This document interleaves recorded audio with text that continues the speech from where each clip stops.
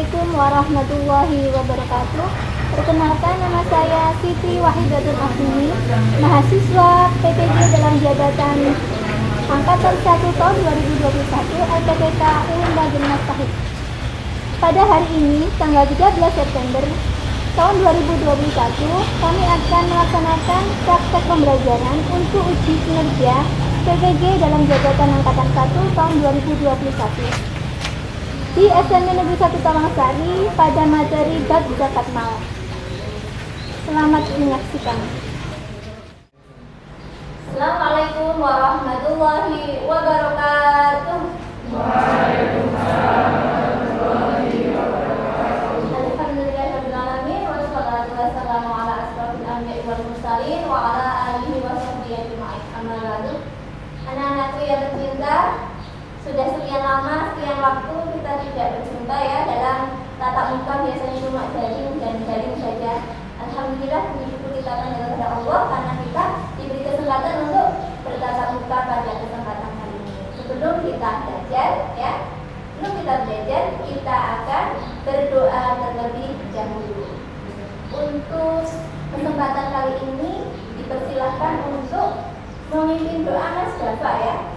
Dipimpin doa ya, doa dari ilmu. Silahkan. Marilah teman-teman, sebelum kita memulai pembelajaran, marilah kita berdoa terlebih dahulu. Bismillahirrahmanirrahim. Bismillahirrahmanirrahim. Raditu billahi rabba wa bil islami dinan wa bi Muhammadin nabiyyan wa rasula. Rabbi zidni ilma warzuqni fahma. Amin. Selanjutnya kita membaca Al-Quran ya. Seperti biasa, sebelum kita mulai pelajaran kita biasakan untuk membaca Al-Quran.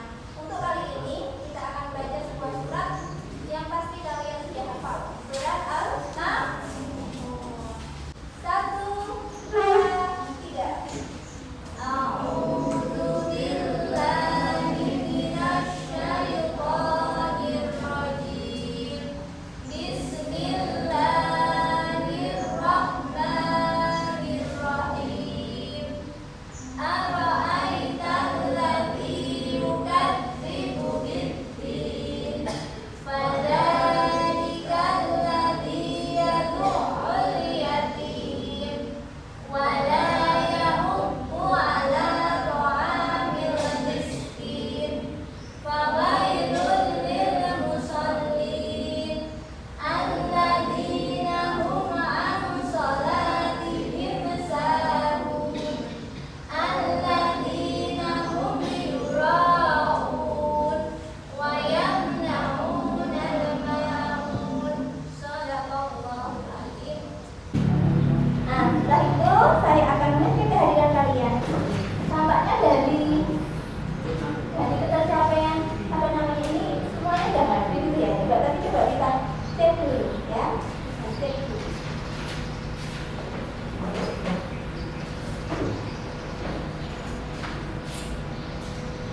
Mainisha Ilham Putri, Muhammad Jafar, Nazila, Nisrina, Octavia, Alivia, Ian Dwi, Rida Wahyudari, Rizky, Rizja, Riza, Salma, Salfitri, Wahyu Nugroho, Ulan Chandra, Saskia Yahya. Alhamdulillah semuanya bisa hadir. Semoga besok dan besoknya lagi kalian dalam keadaan sehat dan bisa mengikuti pertemuan tatap muka meskipun secara terbatas ya. Baik anak-anak, kita akan segera masuk ke pembelajaran. Tapi anak-anak sudah siap belum ya? Sudah siap belajar belum hari ini? Siapa sudah? Kita cek dulu ya, ada konsentrasi atau belum. Nanti kalau Bu Siti bilang pegang jadi mana ya jadi ya? Dulu kan ya? Ya. Kalau Bu Siti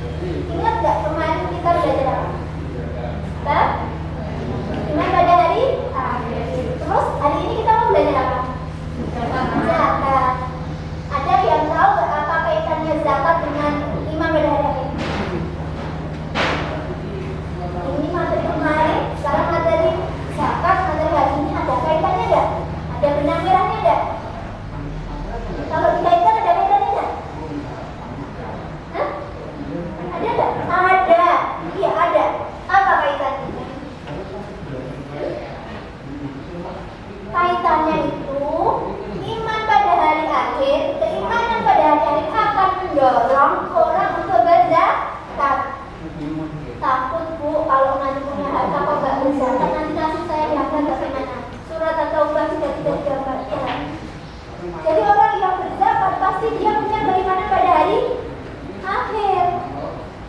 Punya harapan nanti saya bayar zakat, ya, akan dikasih pahala oleh Allah. Bisa masuk surga. Surat Al-Mu'minun, ya, surat Al-Mu'minun. Qad aflahal mu'minun sampai ayat yang paling berapa itu? Walladzina zakati fa'ilun. Yaitu orang-orang yang mengqadar zakat. Ulaikal ladzi humul warisun alladzina yarithuna al-firdaus. Orang-orang itu adalah orang yang akan mewarisi surga Firdaus. Hum fiha khalidun. Mereka adalah orang yang kekal di dalamnya.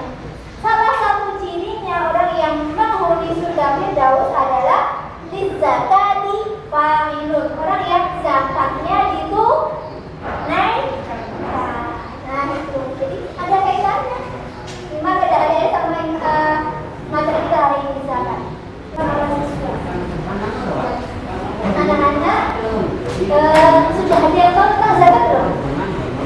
Zakat itu apa Pak? Zakat itu apa? Oh nggak tahu, ya kan belum diberitahu, belum belajar. Ya betul. Zakat. Zakat itu adalah dan nanti kalian akan tahu. Kalau nisab tahu nggak nisab apa nisab? Oh juga belum tahu. Emang belum belajar. Makanya wajar kalau belum tahu. Nisab haul. Nanti kita akan belajar ya. Nisab haul. Dalilnya zakat apa? Ya ketentuan zakat itu. Nah kita akan mulai pembelajaran kita. Tapi sebelumnya mesti akan sampaikan tujuan pembelajaran kita kali ini apa. Kemudian nanti alur pembelajaran kita. Ya. Jadi kalau kalian tahu alurnya, nanti kalian bisa mempersiapkan dengan baik. Di sini ada kompetensi dasar yang harus kalian capai, ya. Bisa dibaca ya? Jelas sampai belakang? Jelas. Ya. Jadi pada pembelajaran kali ini berbicara tentang zakat, anak-anak diharapkan meyakini ajaran zakat itu merupakan perintah agama, umumnya melakukan zakat dengan ikhlas, melakukan empati dan gemar menolong. Jadi tujuannya nanti akhirnya anak-anak itu punya jiwa empati dan gemar menolong karena kalian paham dengan zakat itu, menolong orang yang tidak mampu. 8 golongan penerima zakat itu kan sebenarnya orang yang kurang beruntung. Kemudian untuk pengetahuannya kalian diharapkan mendeskripsikan pengertian zakat dengan baik, menyebutkan dari zakat, menyebutkan ketentuan zakat dan lain-lain sampai ke bawah juga saya. Jadi akhirnya nanti tujuan pembelajaran ya, tujuan pembelajarannya. Nah, ini ada 10 tujuan pembelajaran. Mendeskripsikan pengertian zakat dengan benar, menyebutkan dalil zakat dengan benar, menyebutkan ketentuan zakat dengan benar. Nah, menganalisis siapa mustahik zakat sesuai surat atau ayat tersebut. Ya. Nah, menyimpulkan apakah boleh penyaluran zakat itu untuk menanggulangi dampak pandemi COVID. Jadi sebenarnya boleh enggak ya? Zakat yang dikumpulkan itu digunakan untuk menanggulangi dampak COVID, misalnya membantu tenaga kesehatan dan lain-lain. Kemudian meyakini ajaran zakat merupakan perintah agama, melakukan zakat dengan ikhlas, berlaku empati, menolong kaum duafa sebagai wujud dari pengamalan zakat, berperilaku peduli kepada sesama dalam kehidupan. Nah ini tujuan pembelajaran kita. Ya, sudah paham tujuannya? Alurnya nanti. Jadi kita nanti akan melakukan diskusi kelompok yang mana nanti kalian akan berkelompok, membentuk kelompok. Terus saya kasih permasalahan yang diucapkan nanti setelah didiskusikan, dieksplorasi ya, kalian mencari materi-materinya di buku atau di internet. Nanti kita presentasikan, ya kelompok lain untuk menanggapi. Nah, setelah itu nanti kita akan mengeksplor materi tentang zakat itu secara tuntas. Nanti kalian boleh bertanya kalau ada yang kurang itu boleh bertanya. Setelah itu nanti akhirnya saya akan kasih post test ya. Kalian nanti siapkan HP untuk mengajar lewat HP, dan setelah itu nanti kita bisa menutupnya dengan simpulan ya, simpulan dari kalian. Nanti saya kuatkan kesimpulan itu dan nanti kita bisa tutup dengan doa. Paham ya? Oke. Sekarang saya akan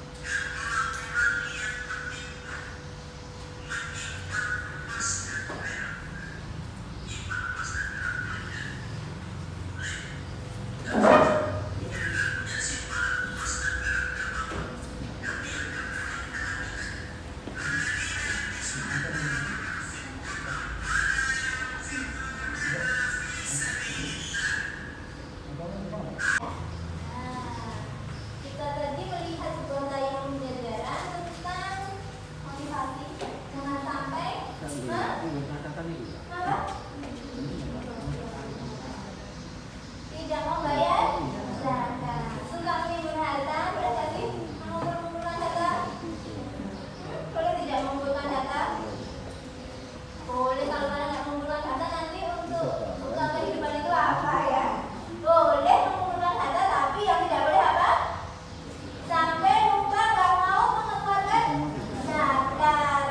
Dianggapnya itu hartanya sendiri, dirinya sendiri. Aku yang cari kok ya. Orang lain yang saya minta gitu ya. Yang saya kasihkan pada orang, tidak boleh. Dalam Islam nggak boleh seperti itu. Dalam harta kita adalah orang. Anak-anak pernah merasakan ketika sudah nggak punya, misalnya nggak punya duit, mau beli ini nggak? Apalagi kalau kalian bayangkan orang tua, orang yang punya beban tanggungan keluarga, pas tentunya itu banyak, nggak ada harta. Maka alangkah indahnya ketika ada saudaranya yang apa namanya awalnya yang kaya memberikan harta zakatnya kepada orang yang sedang membutuhkan ini. Rasanya apa? Orang yang tadi butuh harta tadi, rasanya apa? Senang sekali, ya senang. Nah itu. Sekarang saya mau tanya. Allah tadi menyebutkan dalam surat At-Taubah ayat berapa tadi? 34, 35 bahwa orang yang enggan mengeluarkan hartanya untuk zakat, menimbun-nimbun emas dan peraknya, tidak mau mengeluarkan zakat itu, akan nanti emas perak itu dijadikan apa? Ditebur, dilelehkan, disetrikakan kepada punggungnya, dahinya, dan perut atau lambungnya. Berarti kan siksa yang pedih anak. Bisa bayangkan pernah nggak kalian nyetrika terus kena ya lubangnya itu yang panas kena tangan kalian? Pernah nggak? Pernah. Saya juga pernah ya. Rasanya gimana? Panas, perih, nanti kalau keluar airnya itu luar biasa perihnya, ya nggak? Nah ini neraka. Ya, disetrika dengan hartanya dulu yang sudah dilelehkan menjadi cairan emas perak. Kenapa ya begitu dahsyatnya Allah menyiksa orang yang nggak mau bayar zakat? Siapa yang mau menjawab? Ayo Mbak Salika silakan. Karena di dalam harta kita itu ada harta orang lain. Ya, dalam harta kita ada harta orang. Berarti kalau nggak mengeluarkan zakat, kita makan apa? Harta orang lain. Ada lagi? Ya Mas Jaka. Mbak Olivia. Kenapa? Karena zakat itu satu kesatuan yang kuat gitu ya. Bahkan apa tadi? Sholat sama zakat itu nggak bisa dipisahkan. Jadi begitu kuatnya. Makanya anak-anak pernah ingat nggak kelas dulu ada Khulafaur Rasyidin ya, Abu Bakar. Masanya Abu Bakar itu pada masa itu memerangi orang yang nggak mau bayar zakat itu diperangi. Kemudian apa? Umar itu sampai sempat menolak. Loh, mereka itu kan orang Islam, mereka mengucapkan la ilaha illallah. Kenapa kita memerangi saudara kita sendiri? Tapi Abu Bakar tetap bersikeras. Mereka telah memisahkan sholat dengan zakat. Mereka mau sholat tapi nggak mau bayar zakat, maka kita perangi. Nah, itu anak-anak. Jadi berarti betapa kejamnya orang yang nggak mau bayar zakat. Makanya perlu dikasih sanksi yang berat, hukuman yang berat. Itu anak-anak ya. Jadi sudah paham ya? Insya Allah nanti kalau kalian jadi orang yang agniya, orang kaya, ya, kalian jadi orang kaya yang dermawan seperti Abdurrahman bin Auf, seperti Utsman bin Affan, ya. Semoga kalian jadi orang-orang yang mendermakan hartanya di jalan Allah. Kalau harta itu dimanfaatkan dengan benar bisa jadi amal jariah. Ya. Utsman bin Affan itu sampai sekarang masih punya deposito itu atas nama Utsman. Jadi Utsman itu pernah wakaf suatu tanah di Madinah sana. Nah itu dipakai sampai sekarang ditanami kurma itu terus menghasilkan, dijual, diekspor. Akhirnya apa, teman-teman, kembali kepada siapa? Karena itu wakaf, maka untuk kepentingan umat. Berarti yang dapat pahala wakaf ini siapa? Sampai sekarang masih dapat siapa? Utsman. Itu ada depositonya di bank Madinah itu atas nama Utsman bin Affan. Masya Allah. Nah itu ya, contoh kalau harta itu ya dipakai di jalan Allah seperti itu. Jadi setelah kalian sudah menyaksikan, terus ini kita mulai diskusi ya. Kita mulai diskusi. Saya bentuk diskusinya biar gampang. Kelompok 1 yang sana, kelompok 2 yang sini, kelompok 3, kelompok 4 gitu ya. Terus karena diskusi itu enaknya apa? Dibentuk kotak gitu ya. Maka biar mudah untuk berdiskusi, silahkan mejanya di PPT, kursinya diatur supaya bisa berdiskusi. Saya beri waktu 5 menit, silahkan untuk menanyakan setting untuk diskusi ya.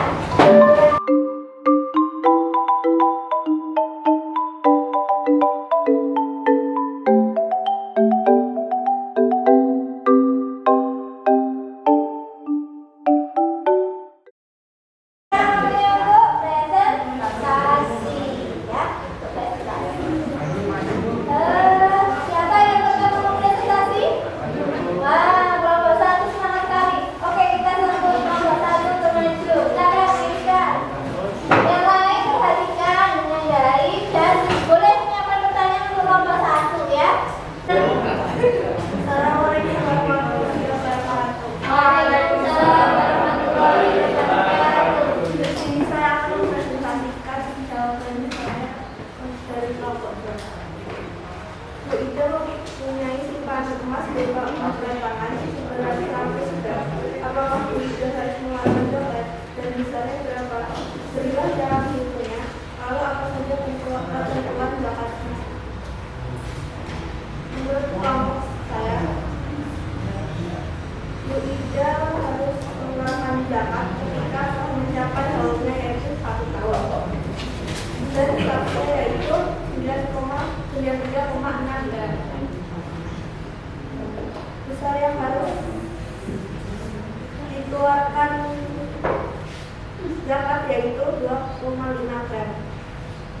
Ketentuan zakat emas yaitu jika telah mencapai nisab yaitu 3,6 gram dan telah melewati haul, maka ada kewajiban zakat emas sebesar 2,5%. Sekian dari kelompok saya. Ada yang mau bertanya?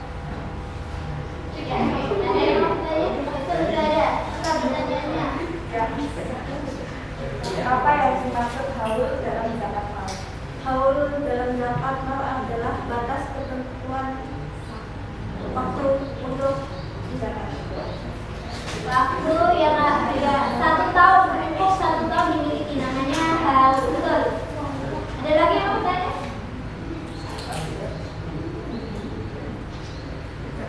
Ada yang pernah menghitung emasnya di rumah udah berapa? Oh, nggak punya, Bu. Ada pertanyaan lagi? Tidak? Terima kasih, pertanyaan. Itu tadi tentang presentasi kalian ya, tentang ekspor kalian dalam masalah-masalah yang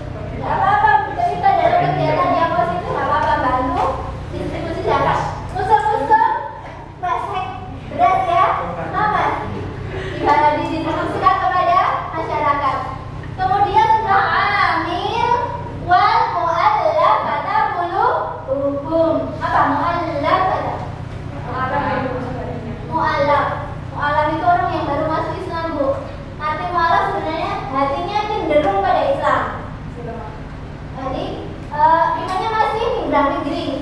Masuk Islam enggak ya? Nah, gitu ya, masih bilang. Tapi sebenarnya ada kecenderungan dia aku jadi cocok karena ajaran agama Islam. Artinya cocok seperti itu sudah disebut mu'allaf pada qulubihim. Mu'allaf.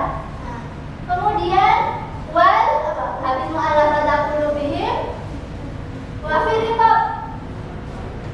Riqab itu apa riqab? Riqab. Bahasa saya yang ini memerdekakan diri. Wal gharimin, gharim apa? Orang yang gharim banyak hutangnya, orang yang banyak hutangnya sampai hidupnya susah. Setiap hari ada penagih debt collector yang datang. Susah tidak? Susah. Wal gharimina wa fi sabilillah, fi sabilillah. Berjuang di jalan Allah, termasuk tentara, termasuk apa lagi? Ustazah TPA, ustaz TPA gitu ya. Orang yang mengajar ulama apa namanya guru-guru di pondok itu namanya orang yang berjuang di jalan Allah. Wa fi sabilillahi wa banis sabil. Apa banis sabil? Ibnu sabil. Apa itu? Orang yang dalam perjalanan. Nah, ada satu lagi yang perlu saya sampaikan. Islam itu adalah agama yang bisa menjawab semua persoalan.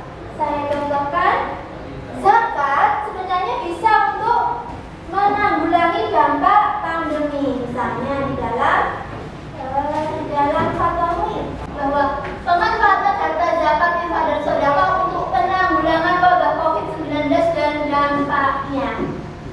Jadi misalnya nih ya, ada sebuah lembaga namanya Muhammadiyah. Nah, Muhammadiyah itu termasuk lembaga yang sangat apa ya, ada bagian pengumpulan zakat infak sedekahnya itu digunakan untuk membeli vaksin. Nah, vaksin ini diberikan kepada masyarakat untuk apa?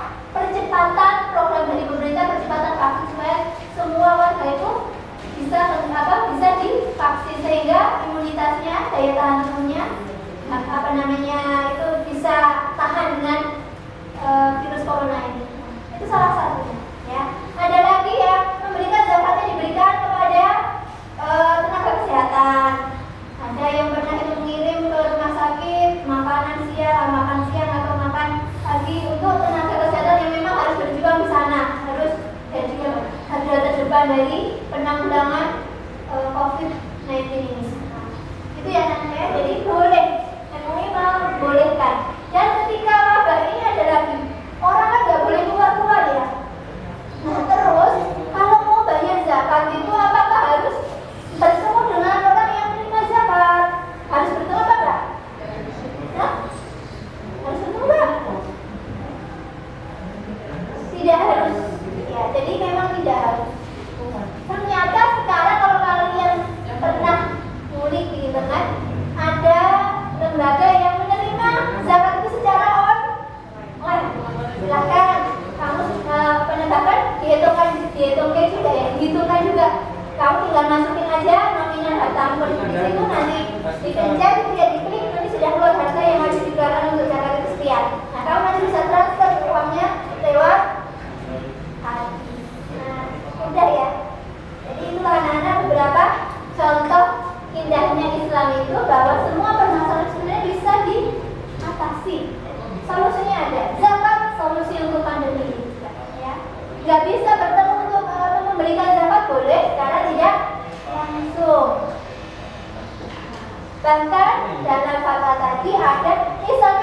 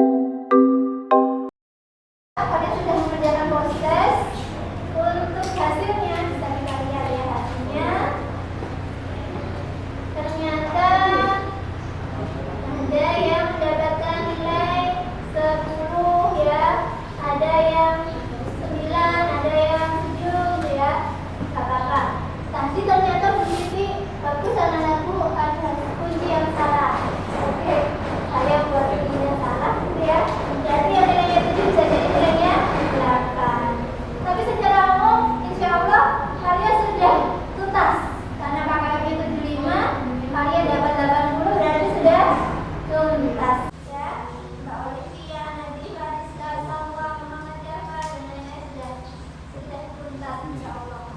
Baik, anak-anak, sebelum nanti kita tutup, ya, kita tutup.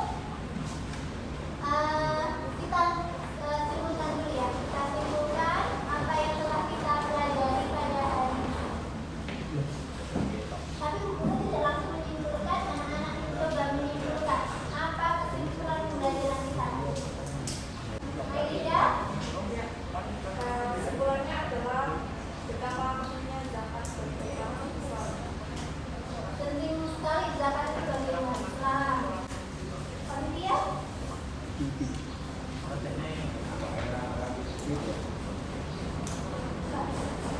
Kata Mas tadi, ada ketentuan tidak? Di salah satu harta yang dizakat itu salah satu ada ketentuannya apa tadi? Kamu ya. Berapa kan itu harta Mas itu? Berapa kan tadi? 93,6 ya. Kalau kamu Mas berapa? Apa kesimpulannya tadi? Malah berapa? Apa kesimpulannya? Karena siapa yang menipu-nipu harta, Mas, dan tidak mau membayar zakatnya, akan disesuaikan sisanya oleh Mas. Ya, Mas caranya akan mendatangkan sehingga menjadikan umumnya, dahinya, dan kambing. Itu.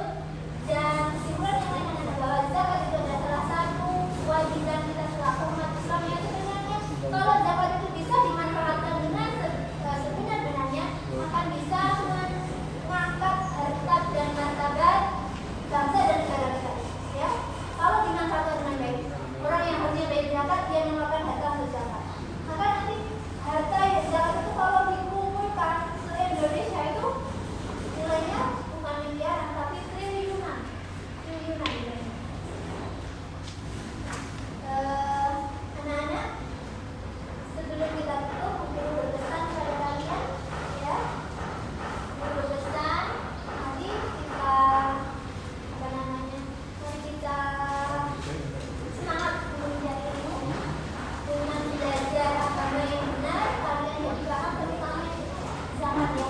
Kalian kalau paham zakat ini nanti, ketika nanti kalian memiliki harta, kalian tidak akan mudah untuk mengeluarkan zakat. Ya, kalian akan membayar zakat. Oh, saya punya harta ini, oh ini wajib atau harta yang termasuk objek zakat. Saya keluarkan zakat. Tidak memberi syarat, saya keluarkan zakat. Oh, saya punya harta ini. Jadi kalau kalian tahu ilmunya, lalu kalian mengamalkannya, itu adalah tanda-tanda ilmu yang harapannya ilmu yang kita pelajari hari ini tentang zakat berguna untuk masa depan kalian. Amin. Kan? Untuk masa depan kalian, jadi tolong belajar yang belajar tentang Islam itu harus sungguh-sungguh sehingga kalian tahu apa yang harus kalian lakukan tentang harta kalian, nanti apa yang harus kalian lakukan ya. Untuk kesimpulan tadi sudah disebutkan ya bahwa penting sekali zakat bagi seorang muslim. Zakat dan sholat tidak bisa dipisahkan. Siapa yang berani memisah-misahkan, maka sebenarnya dia berhak untuk itu dan bisa menjalankannya. Tidak ada pertanyaan lagi anak-anak ya. Kita tutup dengan berdoa ya. Dapat kita akan berdoa.